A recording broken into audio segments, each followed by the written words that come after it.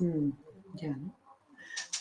Buenas tardes, mi nombre es Patricia del Olmo, soy consultora de igualdad en el Grupo CEI y desde aquí os damos la bienvenida a este webinar Igualdad en las empresas. En esta tarde estaremos unos 20 minutos aproximadamente en esta aula digital de la plataforma Class Online y tras la exposición de los contenidos referidos a igualdad contamos con la colaboración de Marcos Fernández, compañero de CEI y especialista en subvenciones. En este sistema, el espacio de chat lo tenéis a la derecha y sirve para comunicar preguntas que desde aquí anotaremos y contestaremos al final de las dos conferencias web.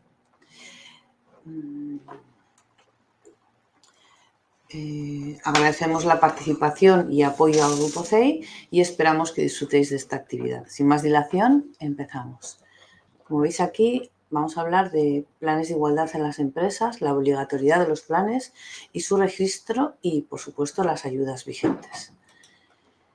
En el índice indicamos, en principio, qué significa la igualdad y qué elementos son constituyentes.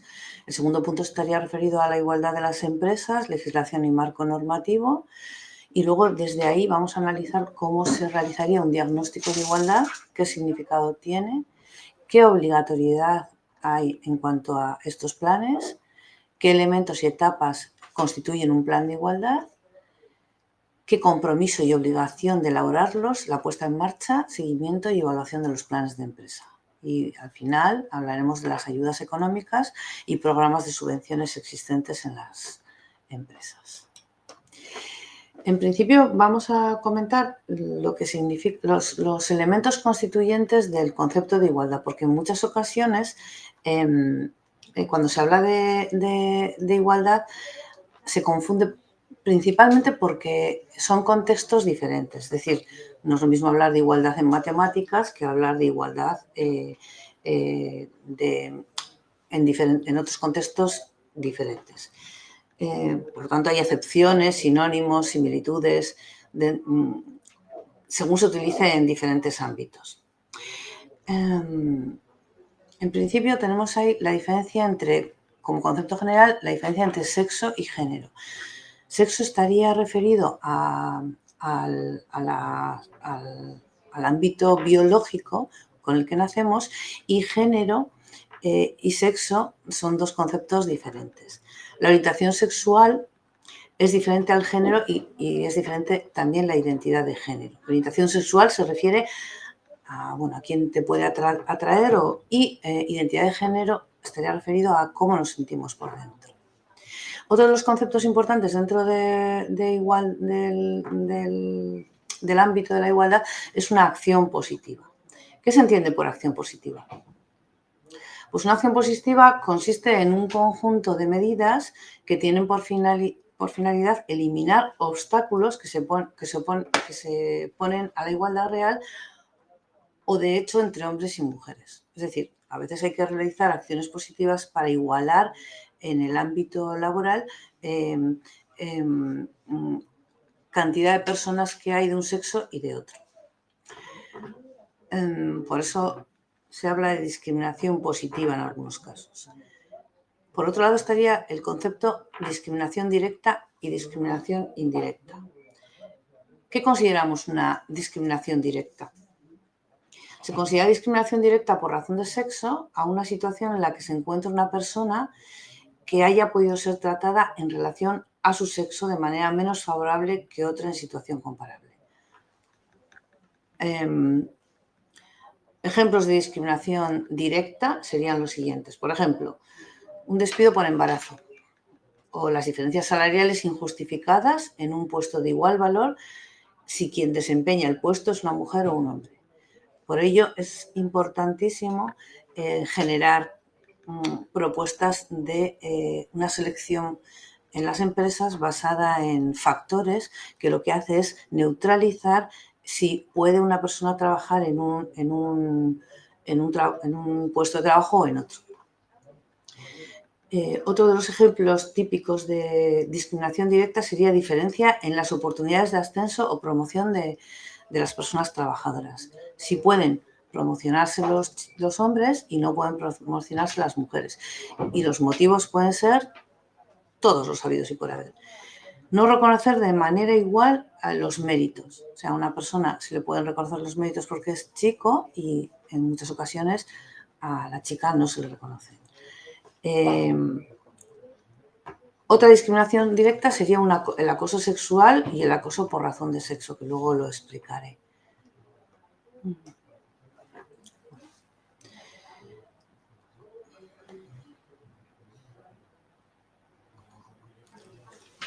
Dentro del concepto de discriminación directa también tenemos la indirecta, que es muy difícil de detectar y es cuando una disposición, criterio o práctica que en apariencia son neutros acaba poniéndose en desventaja a las personas de un género respecto a otras. Hablamos de discriminación indirecta cuando una norma que aparentemente no tiene intencionalidad discriminatoria acaba siéndolo en la práctica. Ese tipo de discriminación a nivel jurídico es difícil de demostrar. Ejemplos de discriminación indirecta por razón de género, por ejemplo, el trabajo parcial, a tiempo parcial. Muchísimas veces se dice, bueno, pues mejor a tiempo parcial para que te ocupes de los niños o mejor a tiempo parcial para que realices otro tipo de acciones. Esa sería una discriminación, sería una discriminación indirecta. Porque verdaderamente están diciendo, no nos interesas mucho tú, nos interesa más una persona del otro género. El trato diferente para ejercer los derechos de conciliación familiar y laboral. Decir, bueno, pues como tú te ocupas de los niños, pues a ti te dejo media jornada. Poner como requisito básico el esfuerzo físico o cualquier otro requisito que sea predominante en un género, pero que no tenga ninguna relación con el desempeño del puesto de trabajo. Esto pasa mucho en puestos donde la fuerza física es algo... ¿Qué pasa aquí? ¿No se pide voz? Vale. Poner como requisito el esfuerzo físico. Por ejemplo, cuando dicen, bueno, pues como hay que levantar cajas, es mejor que tengamos un chico en este caso. Por ello, en la selección de personal, lo más importante es determinar puestos y realizar una selección con currículums ciegos, que esto aquí no está muy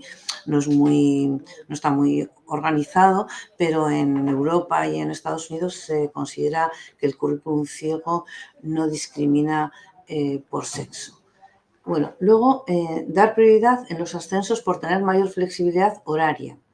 Pues bueno, ascendo a esta persona porque tiene más posibilidades de estar más tiempo en la empresa y sin embargo esta otra persona no la asciendo porque tiene hijos o tiene otras circunstancias. A ver. Otro de los conceptos es el estereotipo de género. El estereotipo de género está relacionado con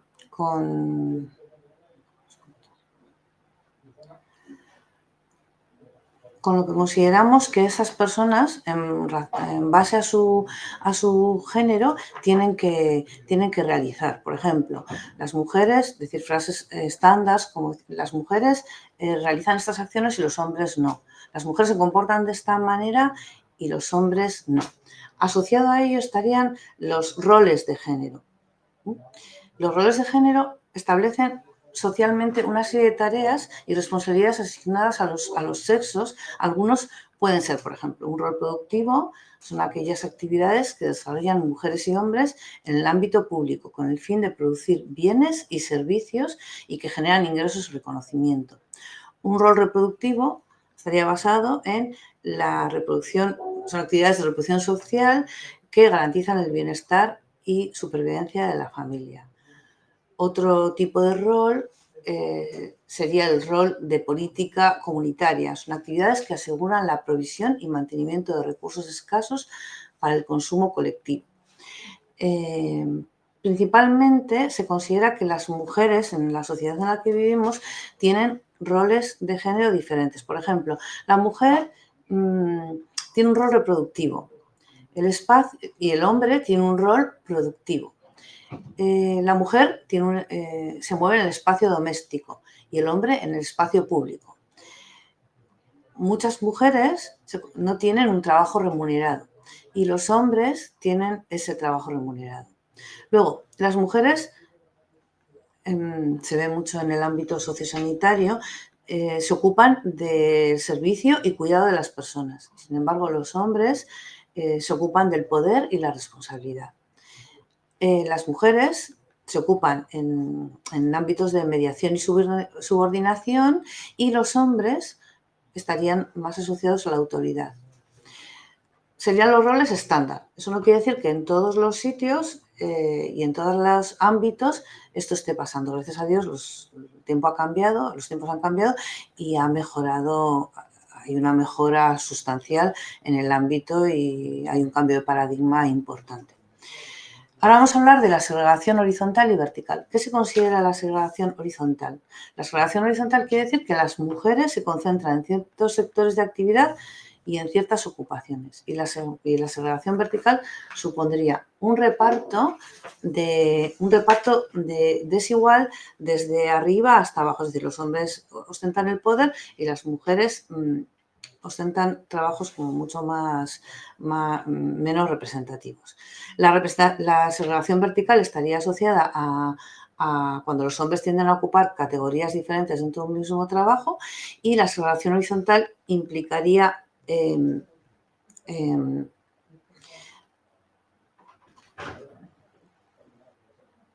la segregación vertical supone un reparto desigual de hombres y mujeres en la escala jerárquica, y la segregación horizontal sería mujeres a un lado y hombres al otro. Por ejemplo, las mujeres en el ámbito administrativo y los hombres en el ámbito más mecánico, mecanizado o más técnico.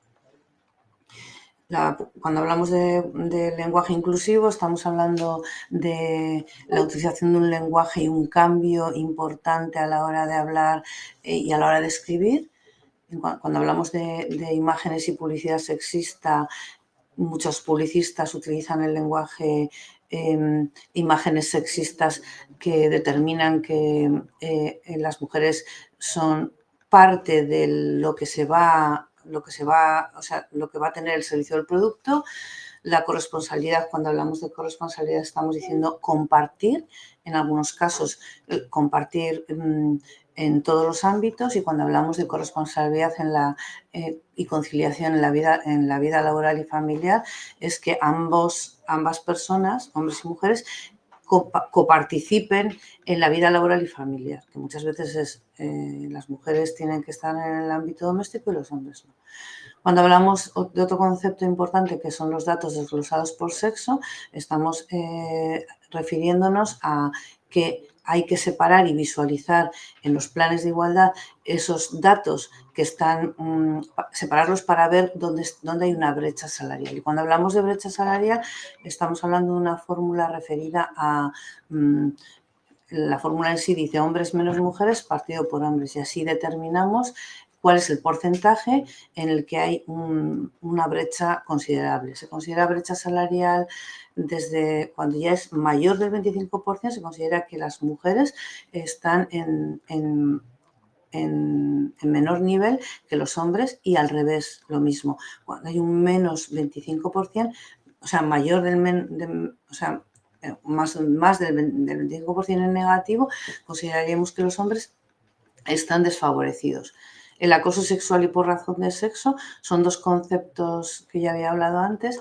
El acoso sexual está referido a una situación en la que se acosa por sexo, y por razón de sexo sería cuando se considera que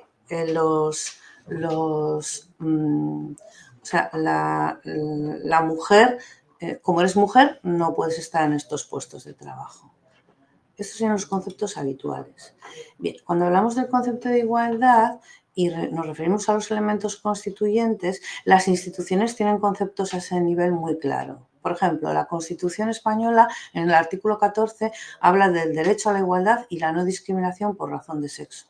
También la Asamblea General de Naciones Unidas indica que la igualdad entre mujeres y hombres es un principio jurídico universal. La Unión Europea, a su vez, propone que la igualdad es un principio fundamental en la Unión Europea. Por lo tanto, y dicho esto, los planes de igualdad son herramientas importantes para dar o para proponer una mejora en las empresas. Es importante incorporar la filosofía de igualdad en todos los departamentos de la empresa. ¿Qué tiene de beneficioso tener dentro de la filosofía de la empresa planes de igualdad? Pues mejora y optimiza los departamentos de recursos humanos, porque principalmente desde el inicio ellos se plantean, según la diferencia que haya de personas, se plantea igualar en los servicios de recursos humanos y en la selección, igualar las plantillas. De alguna manera retiene y fideliza el talento. Tener el talento no tiene género, y por lo tanto, si tenemos personas con un talento especial, es importante fidelizar. La imagen proyectada es un diferenciador cara a las empresas externas. Permite una serie de ventajas competitivas relativas a contratos con administraciones públicas. Las administraciones públicas ahora detectan rápidamente o plantean que las empresas deben tener un plan de igualdad. Detecta situaciones de discriminación actuando de forma adecuada con el fin de evitar sanciones por la autoridad laboral. Las autoridades laborales ahora están interviniendo en estos aspectos y, es muy importante evitar las sanciones. Previene el acoso sexual y por razón de sexo. Este es un protocolo importantísimo que debe existir en todas las empresas, tanto las mayores de 50 trabajadores como menores. Mejora el clima laboral. Es muy importante que la igualdad en las empresas se sienta dentro de la propia filosofía de empresa.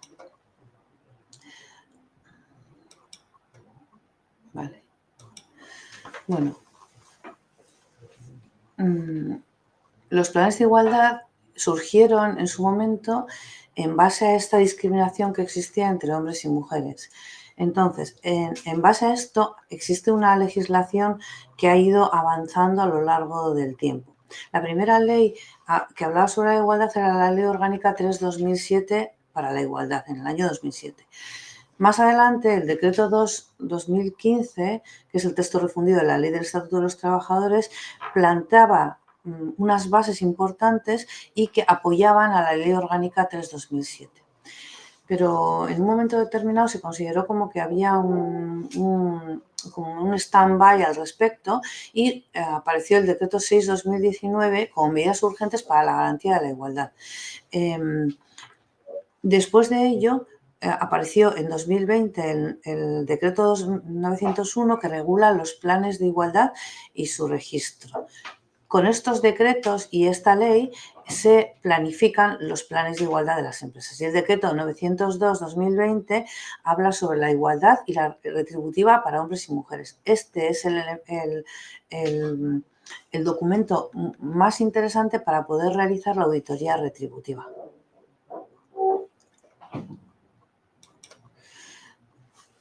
¿Quiénes deben utilizar los planes de igualdad? Bueno, ¿quiénes deben tener obligatoriamente los planes de igualdad? Pues en este momento las plantillas mayores de 50 trabajadores, a partir de ahí, porque anteriormente los datos eran diferentes. El umbral es el mismo, es a partir de 50 trabajadores, todas las empresas deben tener planes de igualdad. Cuando hablamos de la mesa negociadora y sus componentes, estamos hablando de los representantes legales de los trabajadores y la dirección de la empresa. Todos ellos tienen que consensuar y querer plantear un plan de igualdad en las empresas. Los centros de trabajo están relacionados con las diferentes ubicaciones de los centros de trabajo de una empresa. El registro salarial hace referencia a un documento que todas las empresas tienen que tener obligatoriamente y el registro salarial sacaría las medias y las medianas que son necesarias para la auditoría retributiva. La auditoría retributiva está basada en el Real Decreto 902/2020. Ahí vienen todos los elementos con los que tenemos que trabajar para crear esta auditoría retributiva El propio diagnóstico nos da una serie de indicadores de que algo funciona o no funciona bien y se establecen medidas. Estas medidas serán las que luego estarán implícitas en el propio plan de igualdad.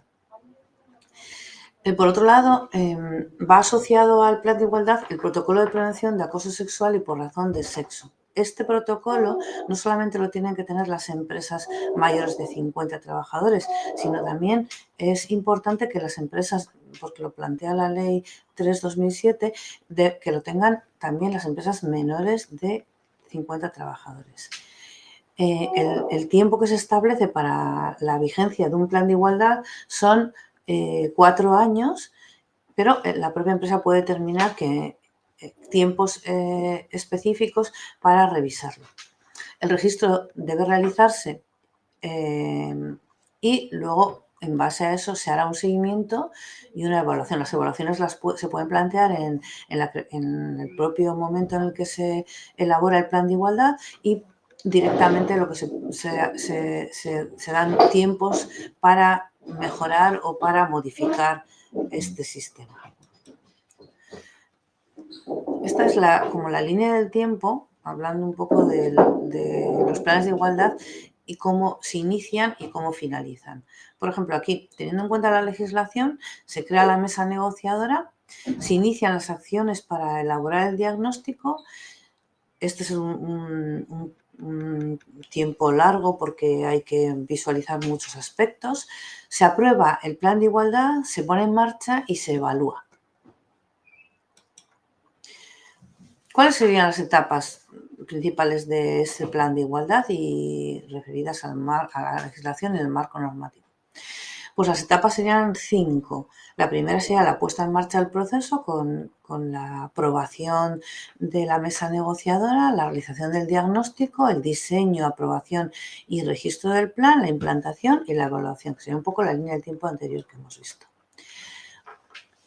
En las etapas de este plan de igualdad tendríamos por un lado la puesta en marcha del proceso, que sería la comunicación y apertura de la negociación, la constitución de esta comisión negociadora y luego el acuerdo por ambas partes y también querer poner en marcha este plan de igualdad con todo lo que ello implica.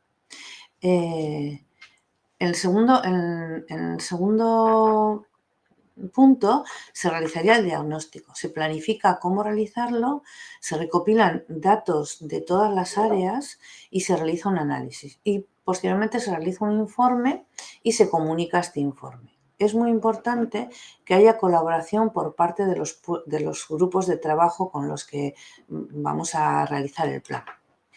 Incluso es importante también que todos los departamentos tengan claro en qué consiste el plan de igualdad y por qué deben colaborar.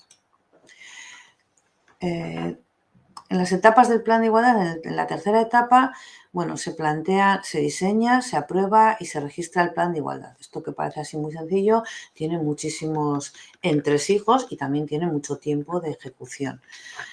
Se plantean una serie de objetivos, líneas de acción y medidas. Se establece un sistema de seguimiento con indicadores y un sistema de evaluación y revisión. Se aprueba, se redacta. Es muy importante en esta aprobación y redacción el consenso y la sensibilización por parte de todos. Se registra el plan y entonces se inician las acciones. Se registra el plan y en este registro tenemos por un lado el diagnóstico del plan y por otro lado la auditoría retributiva. La cuarta fase sería la de la implantación y seguimiento del plan de igualdad. La quinta sería la evaluación, ver si se ha cumplido, observar qué es lo que está bien y qué es lo que no ha funcionado, se valora, se vuelve a revisar y se plantean las mejoras. Y bueno, pues esto sería un poco el proceso para poner en marcha un plan de igualdad. Esta sería lo que parece así, que es muy sencillo, pues tiene su trabajo y bueno, principalmente estos son los elementos importantes a la hora de este planteamiento. Y ahora ya os dejo con Marcos que va a hablarnos de las ayudas económicas, programas y subvenciones. Gracias.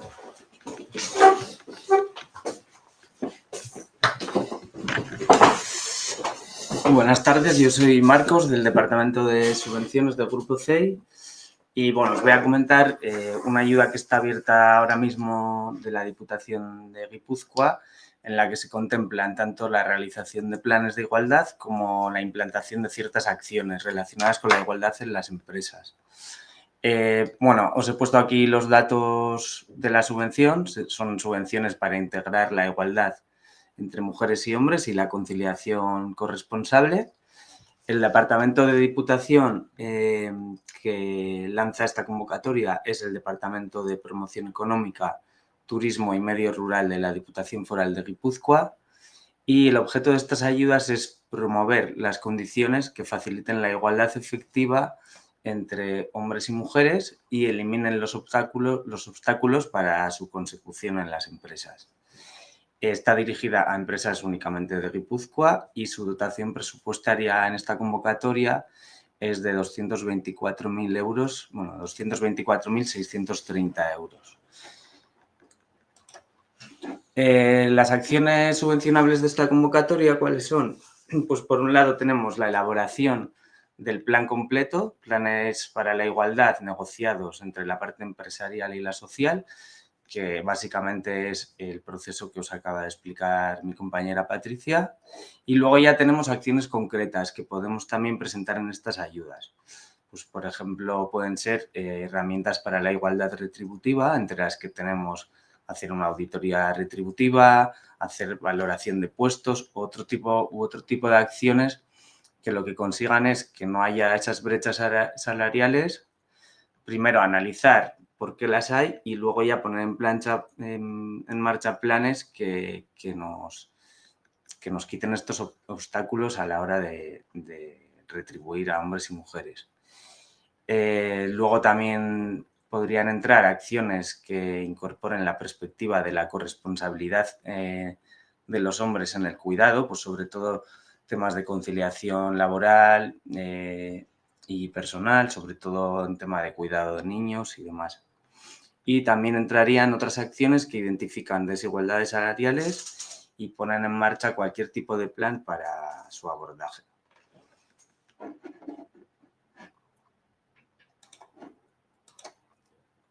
En cuanto a porcentajes de ayuda, pues serían ayudas que financian hasta un 75% de los costes elegibles en el caso de empresas que no estén obligadas todavía a tener un plan de igualdad.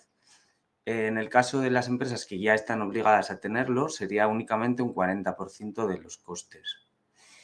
¿Qué tipo de costes pueden financiar estas ayudas? Pues por un lado el coste externo, que es básicamente la subcontratación de una empresa consultora que te ayude a hacer este diagnóstico y este plan. Y luego el coste interno, que nunca puede superar un 25% del coste total del proyecto. Importante, este coste interno solo se puede encajar cuando hacemos acciones concretas. Si estamos realizando el plan de igualdad por completo, no entra coste interno, ¿vale? Solo sería el coste de la consultora y de ahí aplicar un 75%. Y luego, la cuantía máxima en los planes de igualdad no puede ser mayor de 12.000 euros. Y luego, a tener en cuenta fechas, pues es una convocatoria muy corta. La solicitud la tenemos que hacer antes del 21 de marzo. Concretamente, se acaba ese día a las 12 del mediodía. Y luego tenemos un plazo de ejecución para elaborar tanto acciones como planes. Siempre tenemos que empezar el proyecto después de solicitar la ayuda, muy importante. No podemos presentar ningún proyecto que haya comenzado ya. Y luego, el plazo máximo para ejecutar sería hasta el 31 de mayo de 2024. Luego, a partir de ahí, tenemos un mes para justificar la ayuda, en la que tenemos que presentar pues, todos los informes que se hayan realizado, todo lo que nos haya entregado la empresa consultora y bueno, pues en el caso de que haya habido también coste interno, pues justificarlo a través de partes horarios y demás. Y esto sería la información sobre la subvención. Si queréis aclarar cualquier otro tema, pues nos podéis preguntar ahora o estamos disponibles también a través del teléfono. Nos podéis llamar para hacer cualquier consulta, tanto a nivel de consultoría como de la propia subvención.